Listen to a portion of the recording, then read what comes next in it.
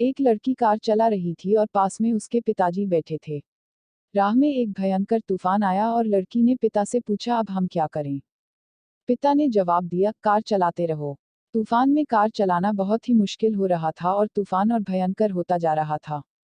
अब मैं क्या करूं? लड़की ने पुनः पूछा। कार चलाते रहो, पिता ने पुनः कहा। थोड़ा आगे जाने पर लड़की ने देखा कि राह में कई वाहन तूफान की वजह से रुके हुए थे। उसने फिर अपने पिता से कहा, मुझे कार रोक देनी चाहिए। मैं मुश्किल से देख पा रही हूँ।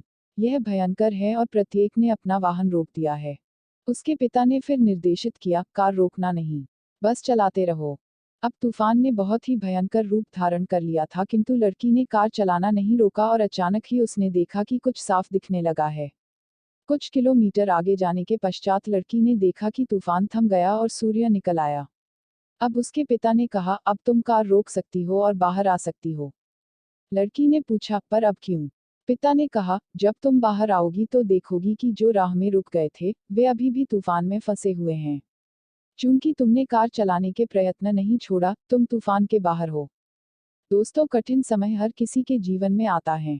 मजबूत से मजबूत इंसान भी प्रयास छोड़ देते हैं, किंतु हमें प्रयास कभी भी छोड़ना नहीं चाहिए। निश्चित ही जिंदगी के कठिन समय गुजर जाएंगे और सुबह के सूर्य की भांति चमक आपके जीवन में पुनः आएगी। तो हमें निराश नहीं होकर डटे रहना चाहिए। दोस्तों, कैसी लगी ये कहानी हमें कमेंट करके जरूर बताएं।